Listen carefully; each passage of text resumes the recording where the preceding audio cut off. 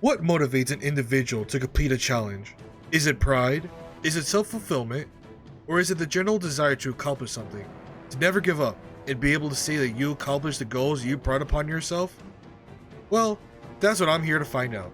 To complete a task that nearly broke my sanity. What's good, everybody? It's CocoPal430 here, and I'm here to figure out if I could beat Pokémon Inclement Emerald's hard mode using only shiny Pokemon. Just like with Radical Red, this ROM hack created by Buffelsalt is for the skilled and seasoned veterans of Pokemon. As with these ROM hacks, only the strong will be able to survive these difficult ROM hacks. Or if you want, you can use a spreadsheet to help you prepare for each fight. It actually makes the ROM hack beatable.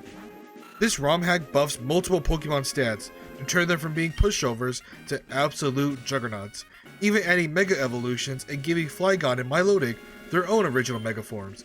And every major fight has been improved upon, with even the rivals getting VGC style teams. Yeah, not only that, but for this Shinies only challenge, I decided to set the game's difficulty to hard mode, meaning trainers will gain EVs as I progress through the game. So get ready to see some perfect IV and EV Ubers Pokemon as we get near the end of the game. This challenge was such a daunting task, so make sure to hit the like button and subscribe to the channel as we get closer and closer to 500 subscribers. Also, comment down below what's your favorite difficult ROM hack. Is it Radical Red, is it Run and Bun, or is it even Internal X? Let me know in the comments down below. Now, for Inclement Emerald, we have the option to pick starters from Kanto all the way down to Alola. And for some reason, with these challenge videos, I somehow keep picking the grass starters. Even with my initial start for Crystal Clear, my original plan was actually to use Chikorita until I decided to use Slowpoke instead. For Inclement Emerald, I decided to follow along with my first Radical Red playthrough as I chose Chestnut as my starter of choice. Spiky Shield is about to save me this run, I can feel it. Now, as with most ROM hacks, Inclement Emerald has increased the shiny odds to be 1 in 1024, meaning although it's still going to take a long time to get a shiny, with enough patience, you can eventually find one. So, let's get going with finding my first shiny Pokemon, shall we? One day later. I spent 7 hours trying to find a shiny. I actually found a shiny Zigzagoon trying to bully Professor Birch, but no shiny Chespin. Day 2. I spent 8 hours this time and found myself another shiny Zigzagoon harassing Professor Birch, but still no shiny Chespin. Day 3. Okay, this time I found another shiny Zigzagoon, and luckily 4 hours in, I found myself a shiny Chespin.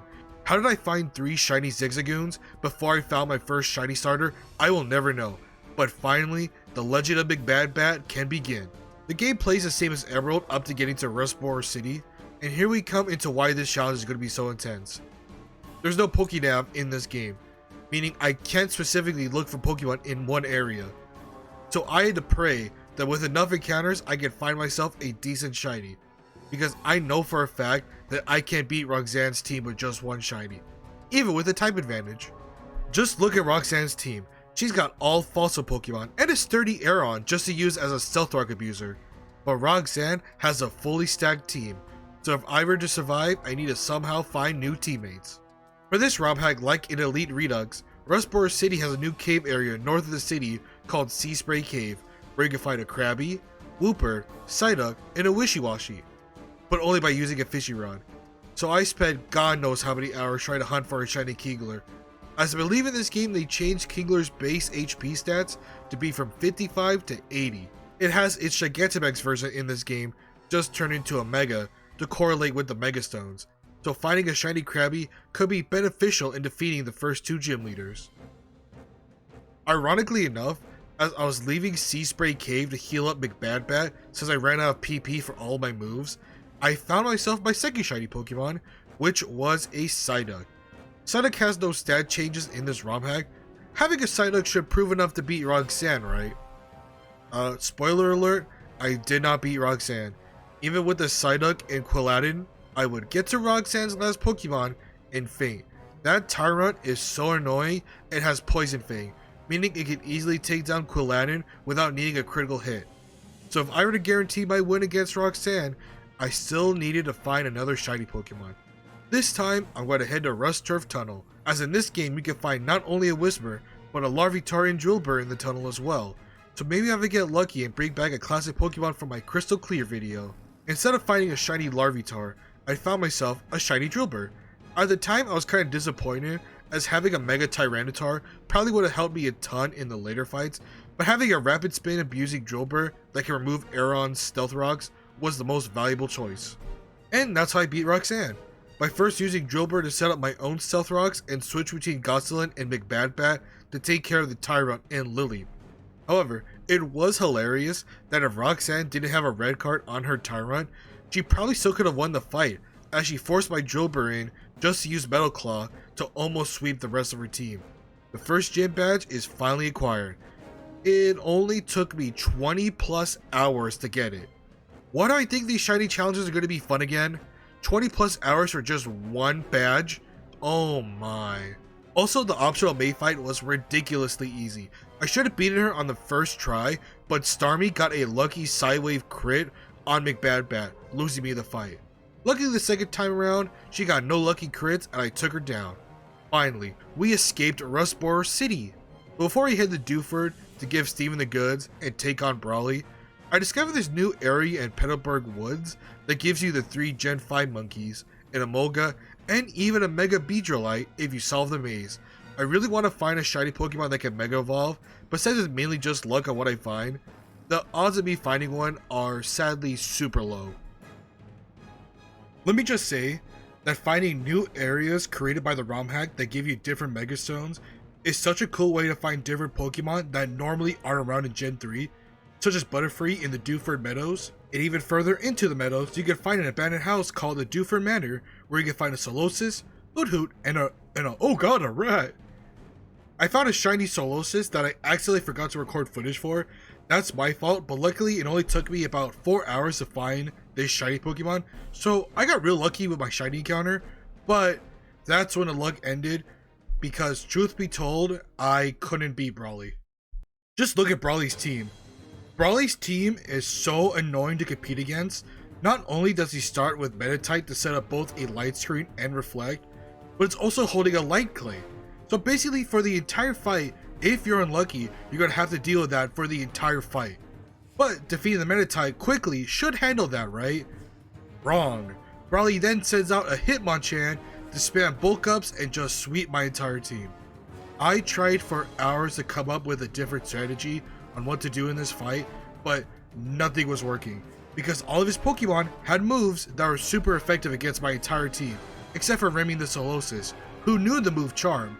So my initial plan was to use Toph the Drillbur to take down the Meditite in 2 turns with a Silk Scarf boosted Crush Claw, and then switch into Remy to spam Charms to get the Hitmonchan to -6 attack.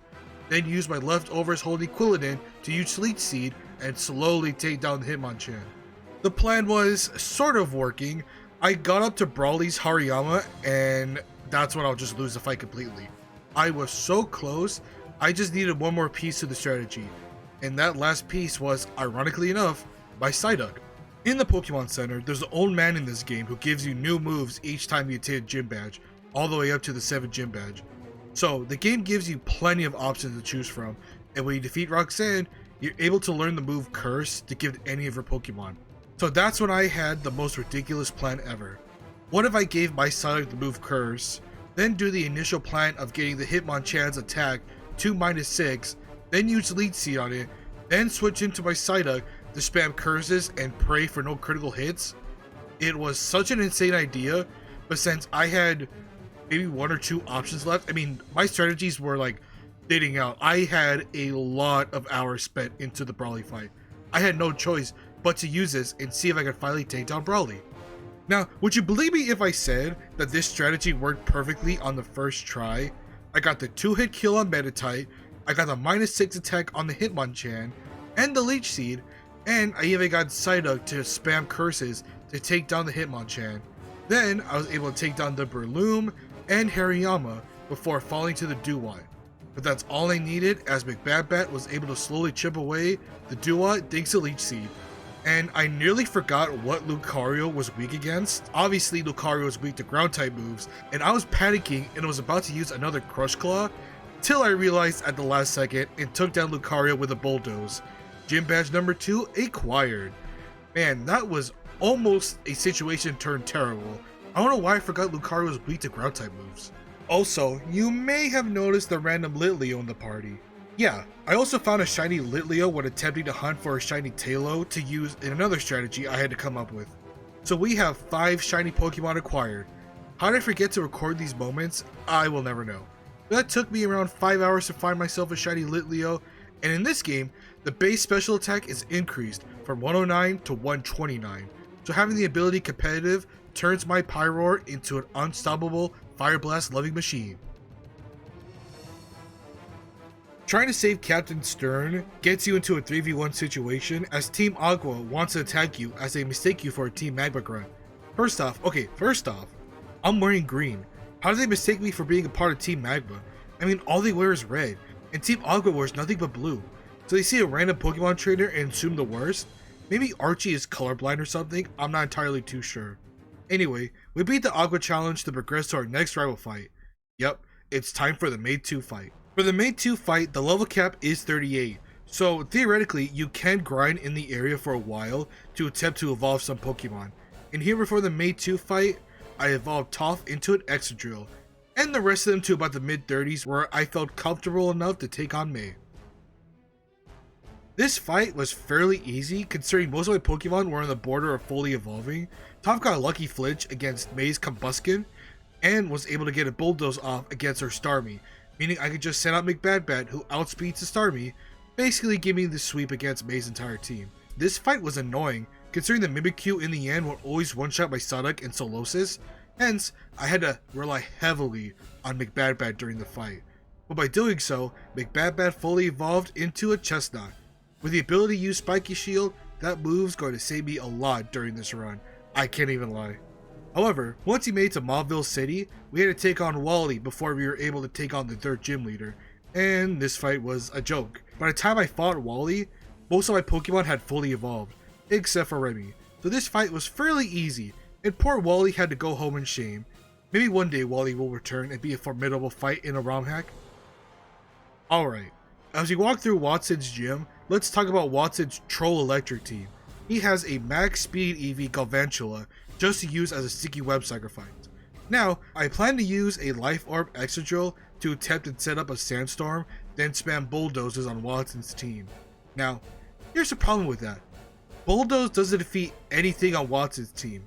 You know what move does? Dig. I needed to one-shot the Manectric. If I didn't, Watson will just use Flamethrower and end my run. By using Dig, I was also wasting Sandstorm turns, so it was a real gamble if this plan was going to work or not. Either way, it was finally time to take on Watson and see what I could do. Setting up a Sandstorm and sweeping through Watson's Galvantula and Manectric was going well so far, but then Watson sent in his Lantern. I initially wanted to sacrifice Toph to get a clean switch into Gosselin, but since I knew that Lantern was going to use Surf regardless if I stayed in or not, I decided to instead switch into Gosselin immediately to take down the Lantern in 2 turns, meaning all I had to deal with was the Rotom Mow and a Alolan Raichu, and even if I had Toph left as the last member standing, I could easily win this fight. Now, for some reason, Watson really loves the move Volt Switch. Even when Watson has better moves to use against my team, he'll just try and spam Volt Switch for no reason whatsoever. So when I start to dwindle Magneton's HP down, it, for some reason, goes for Volt Switch, meaning I can defeat the Raichu and then the Magneton, giving me my 3rd gym badge. I mean, why does the AI do that? I noticed that, spoiler alert, but for a lot of the other fights, the AI kind of messes up or freaks out. I don't know if that's like a weird glitch or not, but man, we've been here at Mauville City for too long. Let's skip ahead to the part where we need to help May save a professor from Team Magma, okay? Now, once we reach Fall Arbor Town, the real game can begin, as now the level cap goes up to level 50, meaning we're facing fully evolved 4 Pokemon for the most part, and Team Aqua and Magma fights start to ramp up on their difficulty. So let's see just how tough the double battle is at Meteor Falls. The Team Magma grunts could really care less about my poor Pyroar, as for most of the fight, they completely ignored B and went after May's Blaziken. Maybe they thought the Blaziken would be more of a challenge to defeat, but luckily May and I bullied the Excadrill almost immediately. Then the rest was pretty easy. Even with the Hypnosis hitting B, Starmie bullied the rest of the Grunts team, winning us the fight. B put in the work against random NPC trainers, as competitive has helped me bully through some Pokemon. However, I don't think Pyro's competitive ability is going to help me take on Maxi's team. Oh wait, did you see that Chansey enter the Skytrain? I wasn't able to go up there in the first place. Well, anyway, it's time to take on some Team Magma fools and cool down Maxi's team. My god, that was a bad pun. I apologize for that one. Ugh. After we taken care of Maxi's minions, it was time to see just how challenging this fight was going to be. And to be honest, this fight was a joke. Even with an assault vest on his Crobat, it couldn't survive a life or powered rock slide from Toph. And unfortunately, Toph missed a drill burn on Maxi's camera up. Oh well, I can just switch to the Godzilla and get the one-hit KO with Hydro Pump. But now here comes Wally to sweep my team.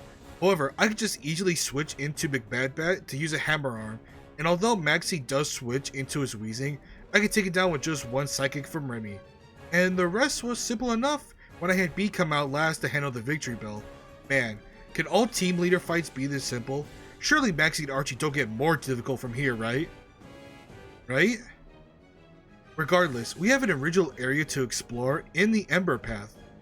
This is where the Chansey runs off to, and if you're able to capture and return the Chansey to Nurse Joy, you can upgrade it Pokeviles.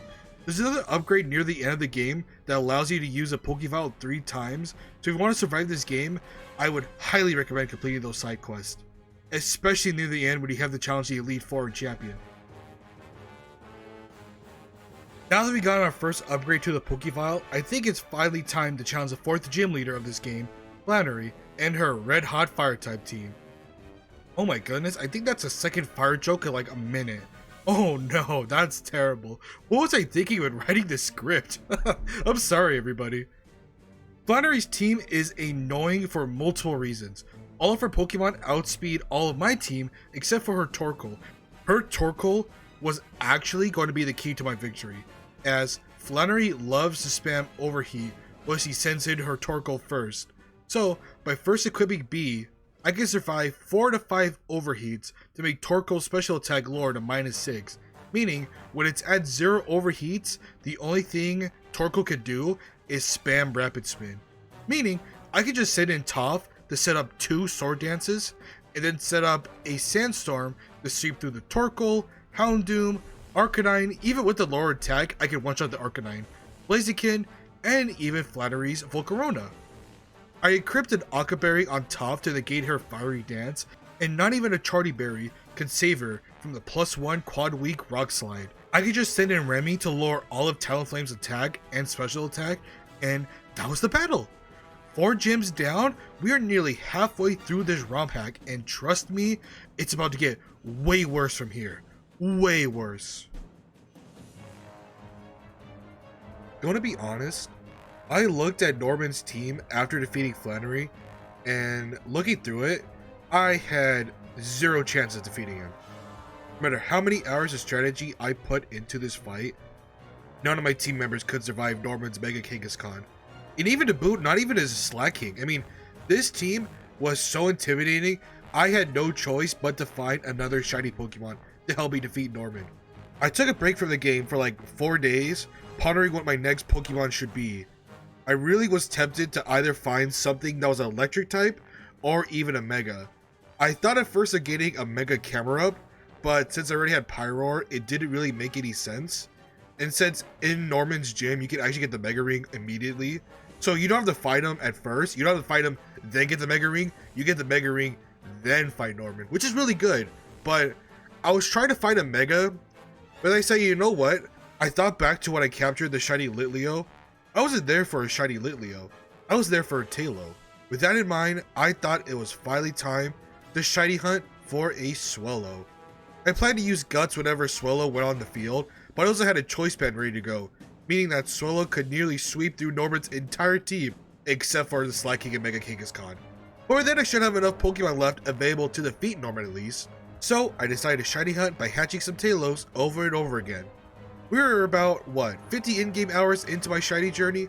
Let's fast forward a bit to see just how long it took me to find just one shiny Tailo, okay? I mean, it can't take that long, right? There we have it, a shiny Tailo. It only took me about 28 in-game hours, which equated to 13 hours of real time thanks to Turbo.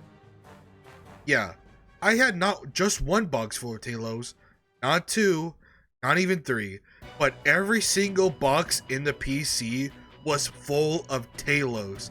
I even had to release 3 more boxes full of Talos to make space.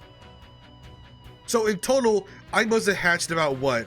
Over 600 plus Talos in the span of 13 hours?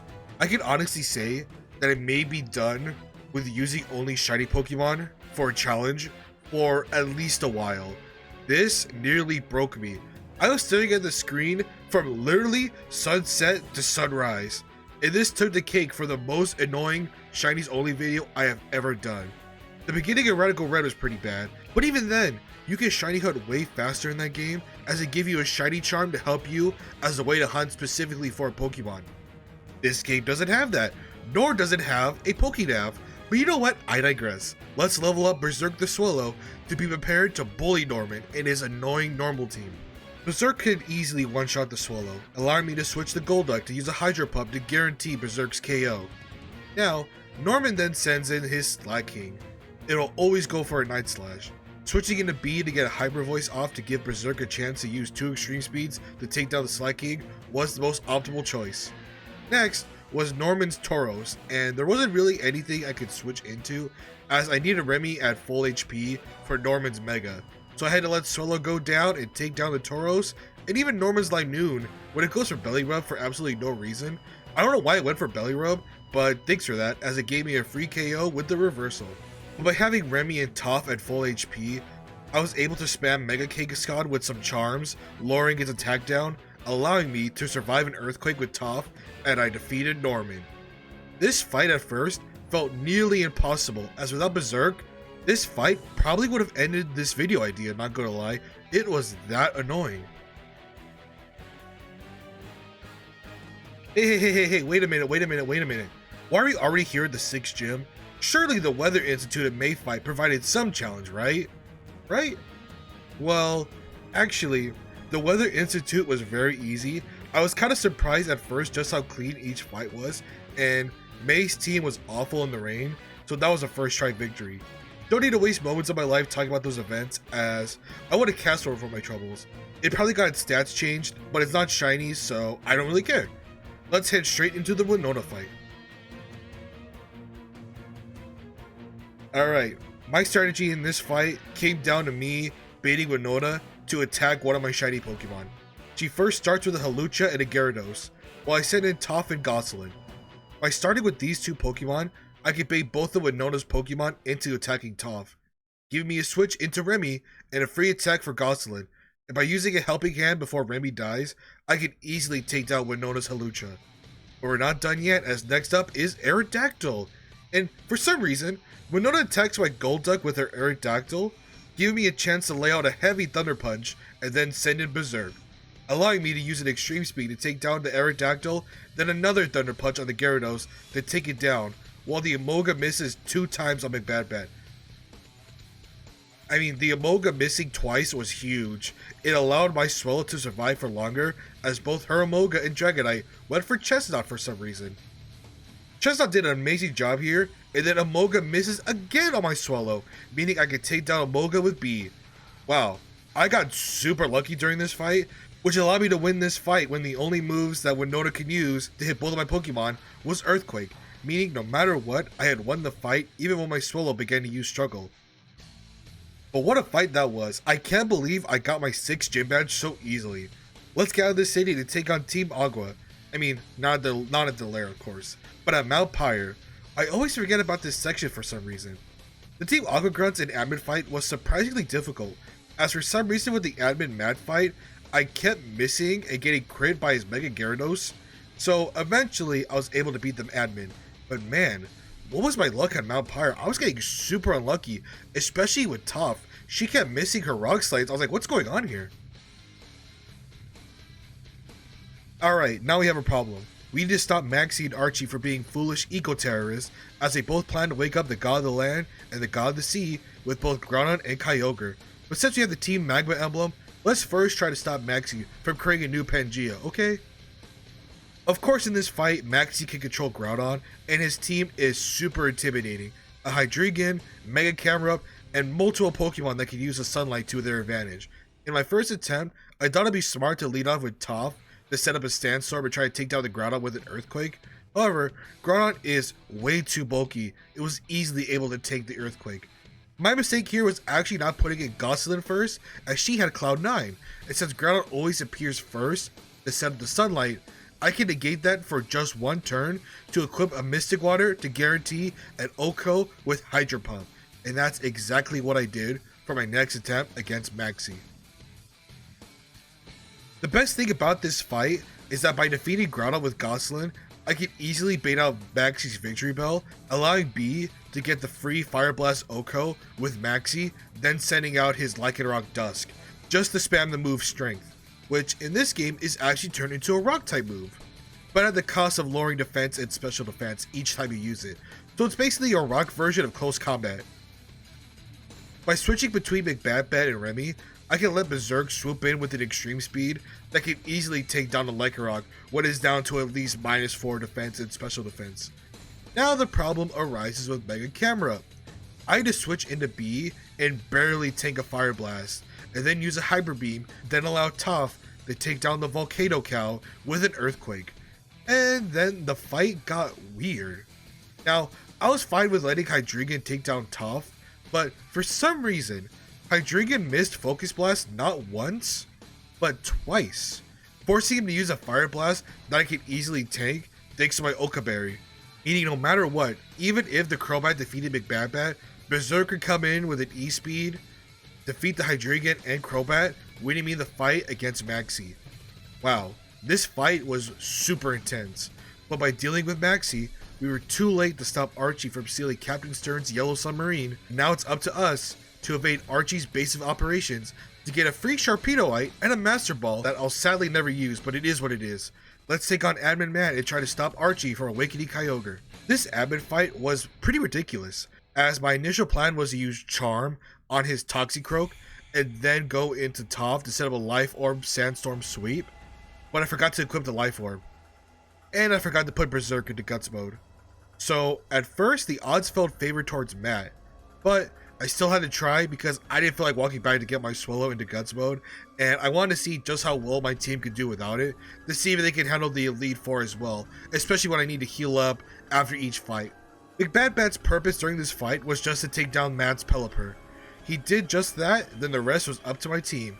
I don't get why the AI in this game switches when there's the slightest bit of trouble, as by doing this, I could get a free Swords Dance off, and it allows me to do massive damage against his Mega Water Onix. Delmise was the true pay to defeat, as it only had Pyroar that could do damage against it, and again, for some reason, I thought it would be easier to switch into B, since Matt usually goes for Shadow Claw here, but I forgot that it's Berserk on the field, not my Golduck, and B was switching into a massive Rock Slide that she barely survived with just 1 HP. That was close. I could take it out with a Fire Blast, then use both Godzilla and Berserk to take out the Toxicroak. But by then, by defeating Admin Matt, it was too late. The sub already left and I failed to stop Archie. But aren't we supposed to be going to the next gym to get our 7 badge to get one step closer to becoming Pokemon Champion? Oh yeah, that's right, we need to take out Tata and Eliza. But before we take on them, this game allows us to buy battle items in the Pokemon, meaning I bought basically one of everything, and ironically enough, most of these items are going to be super useful throughout the journey. They are going to come in clutch, especially near the end game. So now that we've gotten a bunch of battle items to help us throughout the journey, let's head to Moss Deep City to prepare for Tata Eliza and... Wait, what? Why did we already win? What just happened? Well, you see here, this is 100% my fault. So this fight, I was stumped on for a while. Just like with every other Gen 3 ROM hack, this fight is in the inverse, meaning super effective moves are not very effective and vice versa. I had no idea what to do at first, till it hit me. Could I just sweep this entire team with just a Helping Hand Remy plus Fire Blast B connection? Well, that idea, ironically enough, worked too well, as this is the aftermath of my first attempt doing it. Even Tate and Eliza's Mega Slowbro got one shot by the boosted Fire Blast, meaning I could bully their entire team and win my 7th gym badge. Now, I thought at first to replay the battle to show what happened, but This fight and prepping took way too long. I mean, it took as long as Norman, but for all the wrong reasons. I thought I had a good enough team to take on Liza until I had to think in the reverse. So that's how I won. So I decided, you know what? Screw it. I'm not going to show it. I'm just going to save and chill and head up towards NASA to defeat Maxi once and for all. Now, the double battle with Steven against Maxi is just bugged. I'm sorry, but I should have won this on my first try, and for some reason, if both your Pokemon and Steven's Pokemon fade at the same time, the game bugs and you can't select your Pokemon, meaning you're just soft locked, which sucks, cause I had basically won the battle because Crobat would have been defeated by my E-Speed Guts Choice Banded Swallow, then Houndoom would have gone for the Swallow, giving Steven a free hit on Houndoom, with McBadbat in the bag just in case he misses. So the fight was already won, but again, that weird soft lock basically ruined the first try attempt. Luckily, the next fight went smoothly. I was able to defeat Maxi and his admin, which finally made Maxi come to his senses and realize the error in his ways. Man, honestly, this was a dumb fight. I'm glad Steven gave us the HM for Dive to search for the missing sub, so let's go do that and stop Archie, because man, if that fight is the same as the Maxi fight, ooh, I'm gonna be mad. But before we head to find Archie, I decided to head up north to find the Shoal Cave and find myself an Articuno. Since it wasn't shiny, it sadly had to go. But also I found during this playthrough, Zapdos in New Mavile City, and I don't know where Moltres is. I'm assuming it's somewhere in the post game, but I didn't really bother to check. Still need to find legendary birds here chilling in the Hoenn region, and while searching through the cave, I found myself the TM for Ice Beam. This was a major pickup, because now I had to think about what my plans are going to be for the Elite Four, especially since I really don't have an answer to Drake's team, so having something that could use Ice Beam could prove to be an advantage for me. After an embarrassingly long time trying to find a sub, seriously, this took me like an hour to find. I don't know how it took me so long, but I was so lost at where to go, but eventually I found my way and discovered the missing sub. Now we have to battle through the Team Aquagruns and another admin fight to take down Archie. And oh my god, just look at his team. Kyogre was the main one that I had no clue how to deal with. The Kyogre literally had Thunder that counters Gosselin, Ice Speed melts through McBadbat, Orange Impulse destroys everything else, and if it sets up Calm Minds, that would have been GG. So at first, I really had to think real hard on what I wanted to do to defeat this Uber's menace, and especially how I'm going to deal with the rest of his team, considering that mainly all of his team have either Swift Swim or Rain Dish, or even Hydration. I mean, this fight was so annoying. But would you believe me if I said that the only option that I had was to clutch up with Remy? Yeah, giving Remy a Focus Sash that I bought like 24 at the Pokemart came in handy. As I went back to the Pokemon Center to give Remy the move Endeavor, meaning that when Remy survived on just 1 HP, it could use Endeavor to bring Kyogre down to 1 HP, allowing Berserk to use an E-Speed to take care of the Legendary. That's 1 Water Menace down, only 5 more to go, and out comes the not Water-type Pokemon, Electros.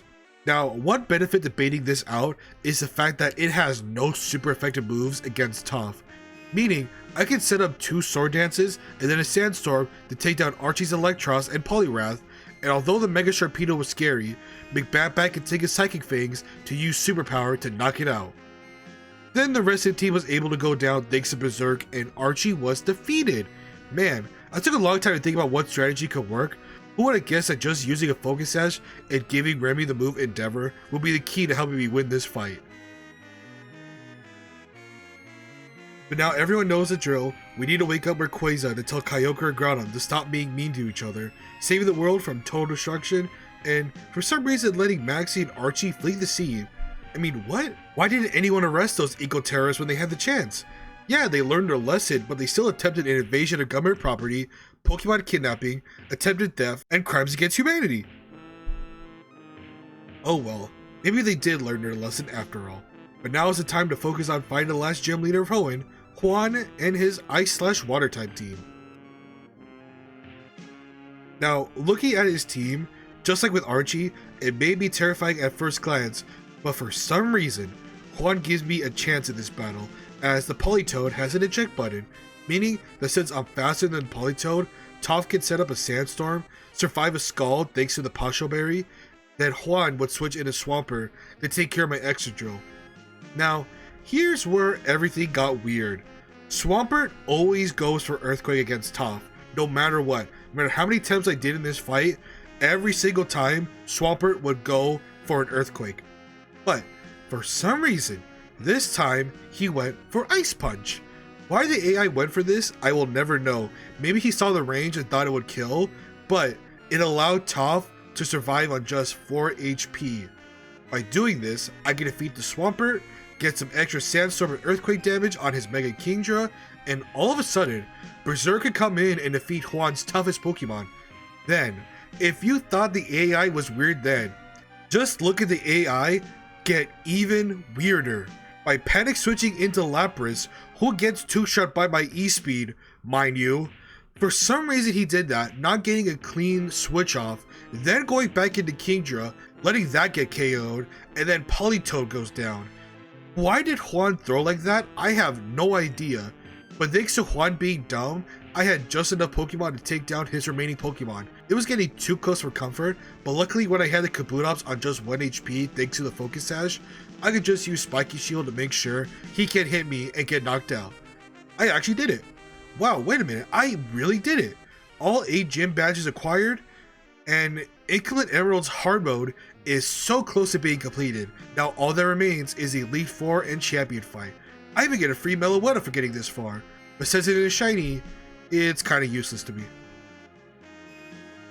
We have made it to the victory road, and Wally even returns to take us on for the final time. His team has finally upgraded to actually be a challenge for once. The first attempt ended because Wally's Talonflame actually took itself out and my Swallow, so I came close to defeating Wally on my first try. Then it took me about 5 other tries to win this fight, as Wally kept getting really lucky with the sleep powders with his Roserade, but then my plan finally came together when the Garchomp was able to defeat itself thanks to its life form, meaning I could get a Azumarill out with B since the AI knows how to go to bring in anyway, then switch into McBadbat and take it down to just enough HP to bring in Berserk to bait Wally into bringing in his Magnezone. Magnezone loves to go for a Volt Switch for some reason, and I needed Toph to have enough HP to keep in the back just in case, so by sending Remy in to take the Volt Switch, Wally brings in Talonflame. And here lies the error. For some reason, he's deathly afraid of my Pyroar, so Wally switches into his Mega Gallade. By allowing a free Hyper Beam to hit the Gallade, I won the battle because his remaining team can take down both Toph and Berserk in one hit, meaning the final rival fight has been completed. If Wally didn't switch in like that to his Mega Gallade, he probably still had a chance of winning, but Wally decided to throw, which takes me to the Pokemon League. I made it this far, I need to get everyone to the level cap of 95, and we are good to go to take on the Elite Four. Usually, when it comes to difficult ROM hacks like this one, I often tend to pivot near the end of the run to using teams that other people have used to defeat the champion and the Elite Four. And I saw on Reddit this unique Ninetales Mega Flygon team that looked super interesting to me. So my plan was to search for Dittos in the Fossil Dude's cave, and I searched for hours and hours, and I couldn't find one shiny Ditto. Then, once I got the shiny Ditto, I would have the shiny egg hunt for the rest of the 6 Pokemon. Is this really all necessary? Can I pull off the upset and defeat Inclement Emerald's hard mode with my OG band of misfits? Could that even be possible? Well, I decided at around 4 AM to give up on my shiny Ditto hunt and use the original team that got me to the dance. Let's take a look and see how my team is looking. The original member of the shiny crew, McBadbat, was a tanky force to be reckoned with impish nature, plus defense and minus special attack, and Overgrow as his ability. Although not having perfect IVs, it had 31 IVs on HP, defense, and special defense, with the EVs focusing on attempting to boost attack and speed. McBadbat had the moves Thunder Punch, Spiky Shield, Needle Arm, and Superpower. Being able to take a lot of damage and even bait out a physical move when the opponent has low HP to beat them with a Spiky Shield is why Chestnut has been the key to clutching up some major battles.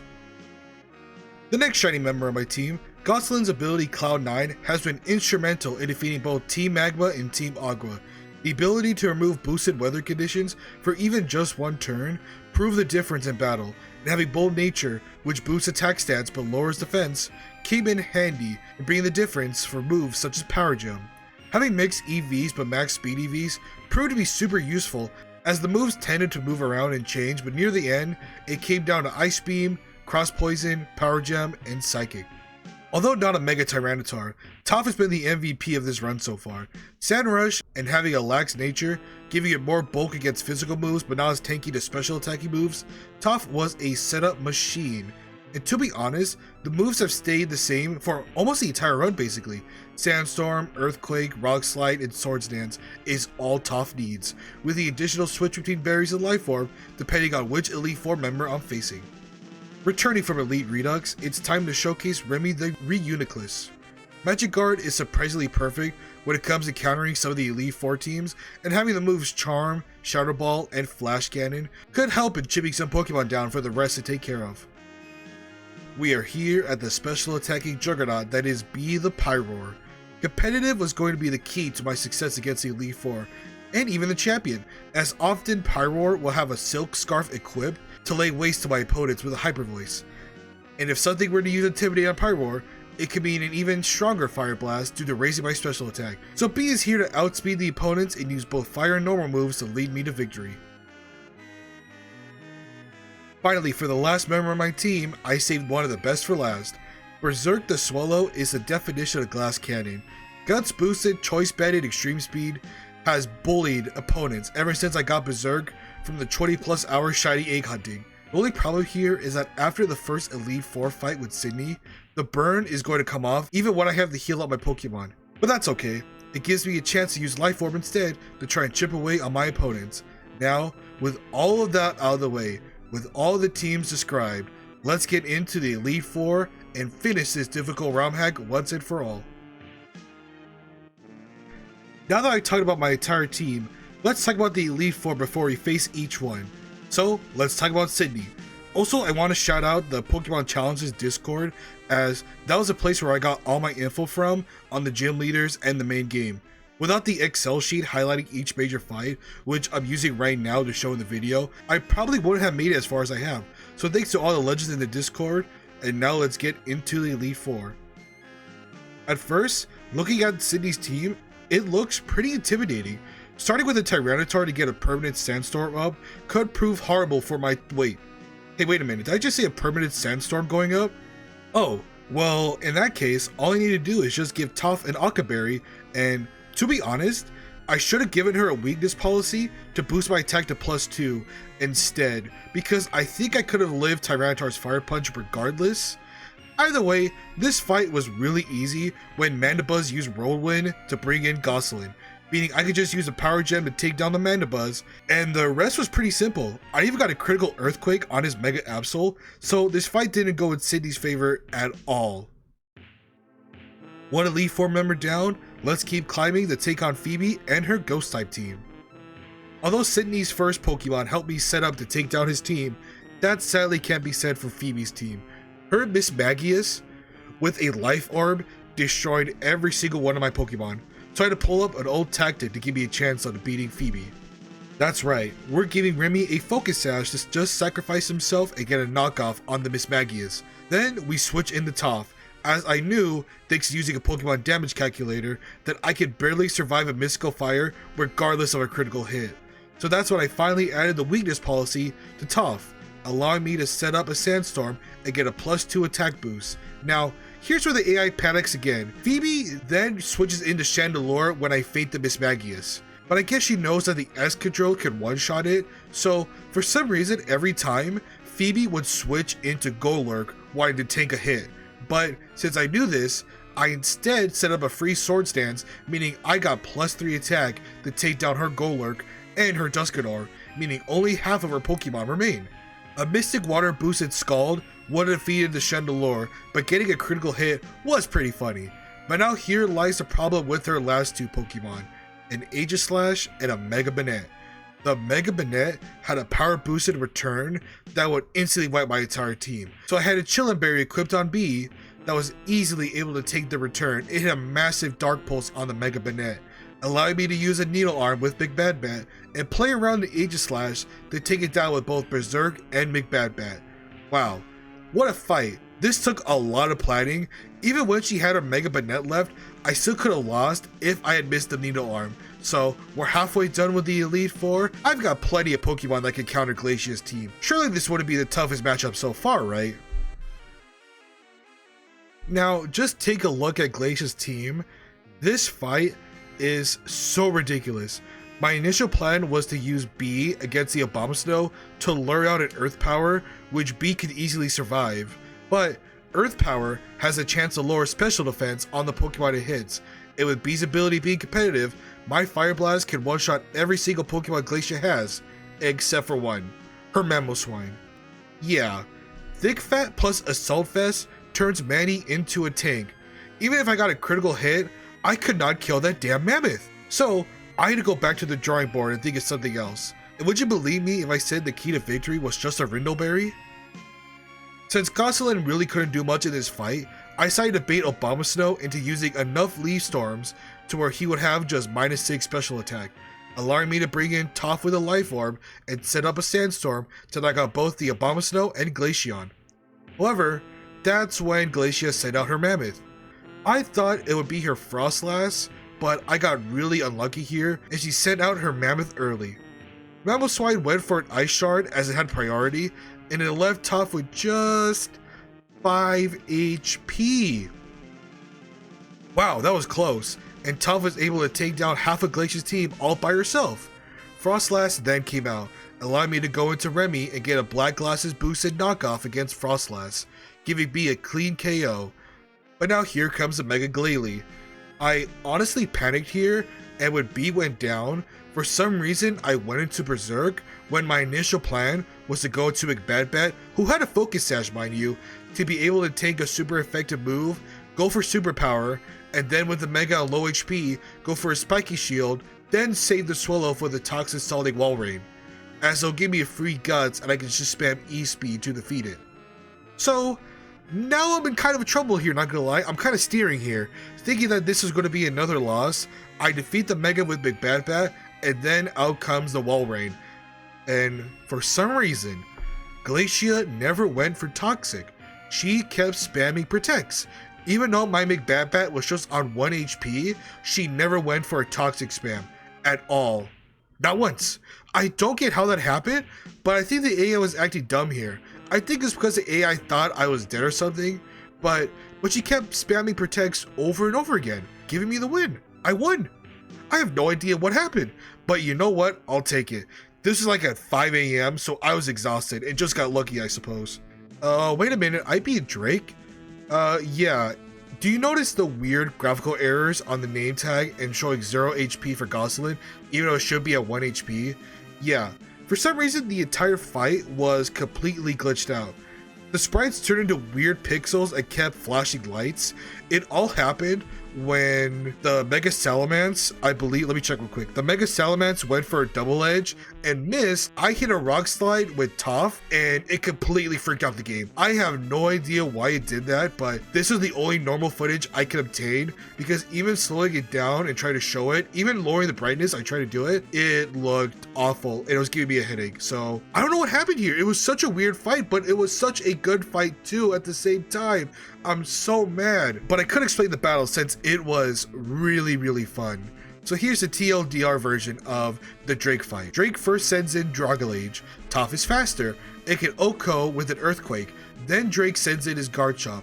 Now here's where the fun begins. I let Garchomp get a not very effective EQ on McBadbat. Then let it spam Outrage. Switch to the Toph, then set up a Swords Dance first, then a Sandstorm. This is very important, as doing a Sandstorm first, then a Swords Dance, doesn't allow me to outspeed his Mega Salamence. So I did that, OHKO the Garchomp, Komodo, the Gandalf, then I just wanted to use a Rock Slide on the Mega Salamence. And this is where the freakout begins, with the double edge missing and then the Rock Slide. But you know what's funny? Mega Salamence missed twice. It missed 2 double edges, meaning I could hit it twice, get hit by the Superior at the end. Knowing I had Gosselin have a Focus Sash and said Superior was a Dragon Grass type in this game, I could just hit a quad weak Ice Beam and defeat it. Yeah, It was such a clean fight, it was so hilarious seeing just how bad Mega Salamans missed twice. I mean, I don't even know how they even happened, but I can't show it because the game just glitched out for some reason, and I'm just, it's so annoying. Am I mad? Yes, because it was such a clean fight and such a clutch fight. Too bad I had to look away at every single time and lower my computer's brightness, or else I would have given myself a seizure. I'm not even joking. It was really bad. But that's it. The Elite Four is completed, and we are one battle away from claiming our rightful place as a Pokemon champion. Can we defeat Wallace and his boosted Ubers team? Here we go. The final battle with Wallace, and oh my god, look at his team. A Wailord, Latios, Ludicolo, Wishcash, Vikavolt, and Mega Milotic. Oh dear. Just like with every Emerald ROM hack, Wailord got some major buffs in this game, as his defense and special defense have increased from 45 to 65, making Wailord much more annoying to defeat.